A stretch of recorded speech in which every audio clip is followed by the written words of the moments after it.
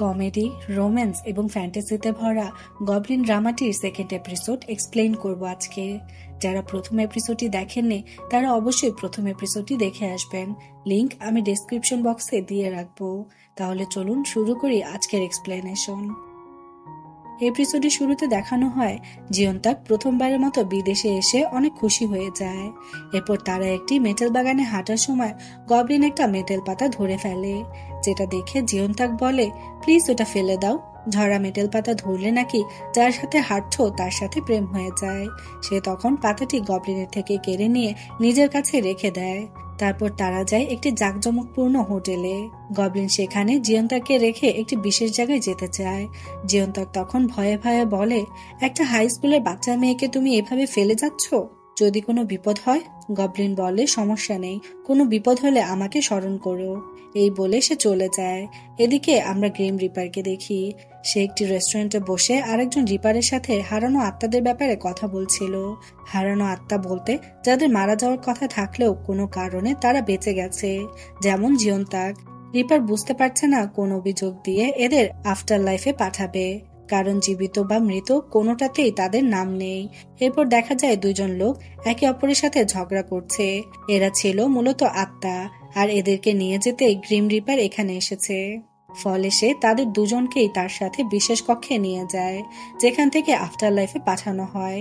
এখানে জানা যায় লোকটি কারের ধাক্কায় মহিলাটি মারা গেছে, আর লোকটি নিজেও মারা গেছে। এরপর নিয়ম অনুযায়ী রিপার সবকিছু ভুলে যাওয়ার চা মহিলাটিকে দিলেও লোকটিকে দেয় না। লোকটি রেগে এর কারণ জানতে চাইলে রিপার জানায়, অ্যাক্সিডেন্ট করে মারা তো আপনার কাছে নতুন কিছু না, এটা আপনার কাছে নেশার মতো। তখন দেখানো হয় জিয়ন্তাকের মাকেও অ্যাক্সিডেন্ট করেছিল এই লোকটাই। রিপার জানায়, আপনার কৃতকর্মের জন্য আপনি অবশ্যই জাহান্নামে যাবেন, সেখানে এই চা না পাওয়ার জন্য আক্ষেপ করতে থাকবেন। প্রতিটি মুহূর্ত আপনাকে অনেক কষ্ট দেওয়া হবে, যার পরিমাণ কখনো কমবে না। অন্যদিকে আমরা গবলিনকে দেখি। সে জিয়ন্তাককে হোটেলে রেখে আপনজনদের কবরের কাছে এসেছে। সে মনে মনে বলে, অমরত্ব সবার কাছে আশীর্বাদ মনে হলেও এটা আমার কাছে শাস্তি। আমি আমার বহু প্রিয় মানুষদের কবর দিয়েছি, আর প্রত্যেকের মৃত্যু আমার মনে আছে, কিন্তু আমি নিজে মরতে পারছি না। এসব ভেবে তার মন খারাপ হয়ে যায়। এদিকে জিয়ন্তাক একা একা হোটেলে ঘোরাঘুরি করছিল। সেখানে সে একটি লেটার বক্স দেখতে পায়। এই বিষয়টা আপনারা মনে রাখবেন, কারণ ভবিষ্যতে এটা নিয়ে একটি কাহিনী রয়েছে। এরপর সে হোটেল থেকে বেরিয়ে গবলিনকে খুঁজতে থাকে, আর এক পর্যায়ে তাকে পেয়েও যায়। তারপর তারা দুজন আবারও দরজার মাধ্যমে তাদের দেশে ফিরে আসে। জিয়ন্তাক বলে, তোমাকে যদি বিরক্ত করে থাকি তাহলে ক্ষমা করে দিও, আসলে তোমার সাথে ঘুরতে আমার বেশ ভালো লাগছিল। এই বলে সে দৌড়ে স্কুলে চলে যায়। কিন্তু কানাডাতে অনেক সময় কাটানোর ফলে সে এখানে এসে দেখে তার স্কুলে দেরি হয়ে গেছে, যার ফলে ম্যাডামের কাছে তার অনেক বকাবকি শুনতে হয়। এরপর স্কুল শেষে সে একটি জায়গায় বসে গান শুনছিল আর গবলিনের সাথে কাটানোর সময়গুলোর কথা ভাবছিল। তার হাতে আমরা একটি বই দেখতে পাই, যেটা সে কানাডা থেকে এনেছিল। গবলিন যে মেটেল পাতাটি ধরেছিল সেটাও দেখতে পাই। পরের সিনে গবলিন বাড়ি ফিরে রিপারকে বলে, আমার সাথে একটু আসো, দরকার আছে। এই বলে সে দরজার সাহায্যে অন্য একটা জায়গায় চলে যায়, কিন্তু রিপার সেখানে যেতে পারে না। গবলিন তখন ভাবে, গ্রিম রিপারও তো এমনটা করতে পারছে না, তাহলে জিয়ন্তাক কিভাবে করলো? দরজার ভেতর দিয়ে যেতেও পারে, এমনকি আমাকে ডাকতেও পারে, তাহলে তলোয়ারটি দেখতে পাচ্ছে না কেন? তখন সেখানে ডিওক আসে রিপারের সাথে দেখা করতে। সে তাকে অনেক রিকোয়েস্ট করে যে কোনো বুড়ো লোক এসে যদি আপনার ব্যাপারে জানতে চায় তাহলে প্লিজ ভুলেও বলবেন না যে আপনি এই বাড়ি ভাড়া নিয়েছেন, না হলে আমাকে খুব মারবে। ডিওক এখানে তার দাদুর কথা বলছিল। পরের দিন জিয়ন্তাক লাইব্রেরিতে গিয়ে সে দরজা দিয়ে আবারও কানাডা যাওয়ার চেষ্টা করে, কিন্তু সে পারে না। সে ঢুকে পড়ে সেখানকার ওয়াশরুমে, আর সেখানে ছিল সেই মহিলাটি যে বৃদ্ধ থেকে ইয়াং হয়ে গিয়েছিল। সে জিয়ন্তাকে নাম পরিচয় জানতে চেয়ে তাকে কিছু পালং শাক দিয়ে বলে, এটা বাড়ি নিয়ে রান্না করে সবাই মিলে খেও। এরপর জিয়ন্তাক বাড়ি ফিরলে তার আন্টি তাকে রান্না করতে বলে। সে ফ্রিজ খুলে দেখে সেখানে রান্না করার মতো কোনো সবজি নেই। সে তখন তার হাতের পালং শাকগুলো লক্ষ্য করে, আর সেগুলো দিয়েই খাবার বানানো শুরু করে। ঠিক তখনই তার খালাতো বোন তার কানাডা থেকে আনা বইটি পায়। সে তার মাকে বলে, দেখো মা, ও বিদেশে পালানোর চেষ্টা করছে, এটা একটা কানাডিয়ান বই, আমি নেট থেকে জানতে পেরেছি। আন্টি তো এটা দেখে খুবই রেগে যায়। সে বলে, তোমার কাছে নাকি টাকা নেই, তাহলে কান্নাটা কিভাবে গেলে? এই নিয়ে অনেক ঝামেলা করায় জিয়ন্তাক বইটি নিয়ে বাইরে চলে আসে। পরের দিন সে আবারও চাকরির খোঁজে একটি চিকেন ফ্রাইয়ের দোকানে যায়। দোকানের মহিলাটির নাম ছিল সানি। সানি নির্দ্বিধায় জিয়ন্তাককে চাকরিটি দিয়ে দেয়, কিন্তু তার দোকানে তেমন কোনো কাস্টমার আসতো না। চাকরি পাওয়ার খুশিতে জিয়ন্তাক রাতে গবলিনকে ডাকে। গবলিন তখন নিজের খাবার খাচ্ছিল। গবলিন তখন বলে, আমাকে ডাকার জন্য একটি সময় এবং একটি জায়গা ডিসাইড করো, যখন তখন আমাকে এভাবে ডাকবে না।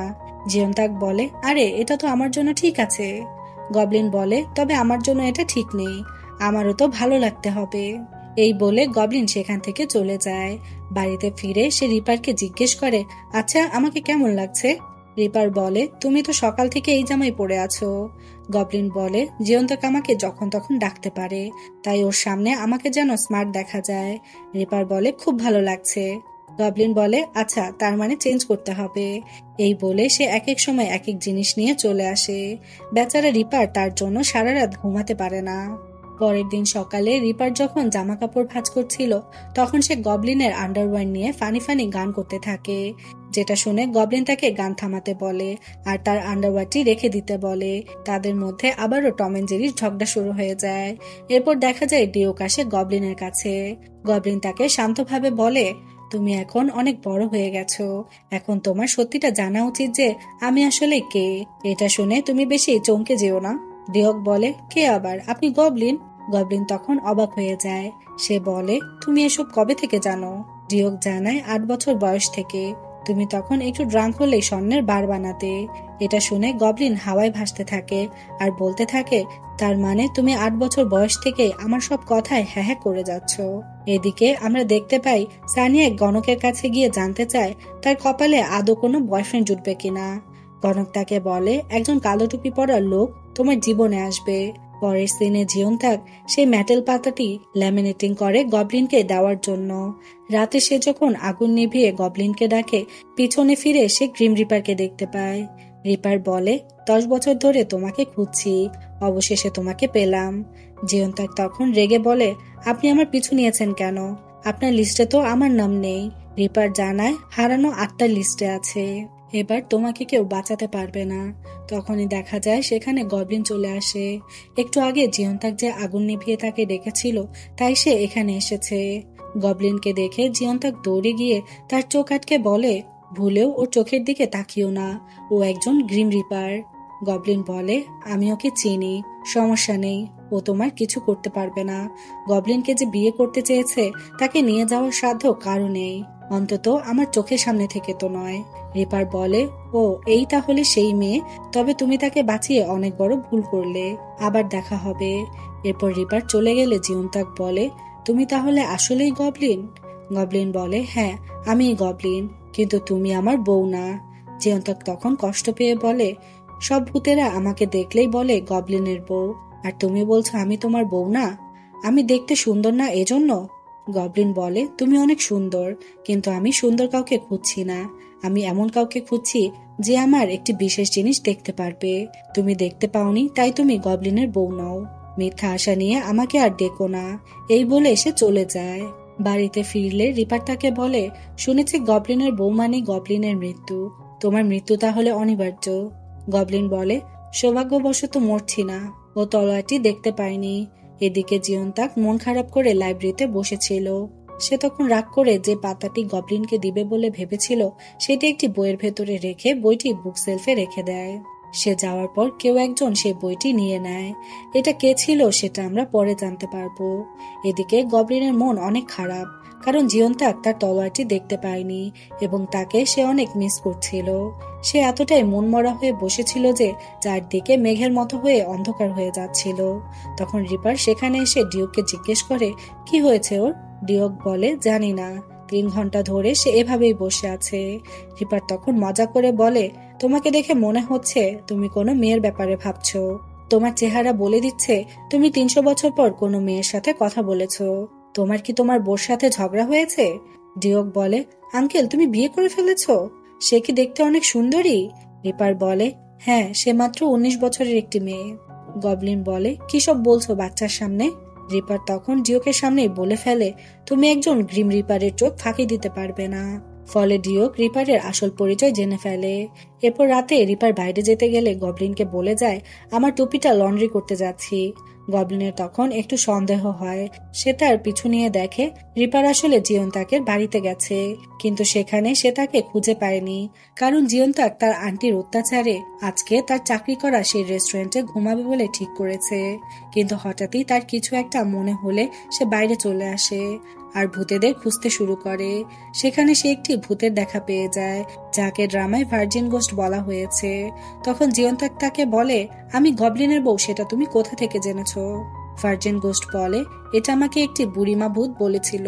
সে তখন সে বুড়িমাকে ডেকে আনে, আর তার থেকেই জিয়ন্তাক জানতে পারে গবলিন তার মায়ের জীবন বাঁচিয়েছিল। সে তখন অনুতপ্ত হয় যে গবলিনের ওপর রাগ করা আমার মোটেও ঠিক হয়নি, কারণ ও না থাকলে আমার জন্মই হতো না। পরের দিন জিয়ন্তাকের আন্টি আসে সেই রেস্টুরেন্টে, কিন্তু জিয়ন্তাক তখন সেখানে ছিল না। সে সানিকে রেগে রেগে বলে, জিয়ন্তাক কোথায়, ওকে ডেকে দিন। সানি তখন চালাকি করে তাকে গুন্ডা দিয়ে ধরিয়ে দেওয়ার হুমকি দিয়ে তাকে সেখান থেকে ভাগিয়ে দেয়। তার আন্টি বাড়ি আসার সময় সে যে লোকের কাছ থেকে টাকা ধার নিয়েছিল তারা সেখানে এসে তাকে ঘিরে ধরে। আন্টি তখন ভয়ে ভয়ে বলে, টাকা উঠাতে হলে তো তোমাদের জিয়ন্তাককে খুঁজতে হবে। ওর মার বিমার 80 লাখ টাকা ব্যাংকে রয়েছে, আর ব্যাংকের এই বই রয়েছে জিয়ন্তাকের কাছে। লোকগুলো তখন জিয়ন্তাকের স্কুলে গিয়ে তাকে তুলে নিয়ে যায়। তারপর তারা তার ব্যাগ চেক করতে থাকে, কিন্তু ব্যাগে কোনো চেক বই তারা খুঁজে পায় না। তাদের একজন তখন সিগারেট খেতে লাইটার জ্বালালে জিয়ন্তাক সেটা ফু দিয়ে নেভানোর চেষ্টা করে, যাতে গবলিন তাকে বাঁচাতে আসে, কিন্তু সেটা সে করতে পারে না।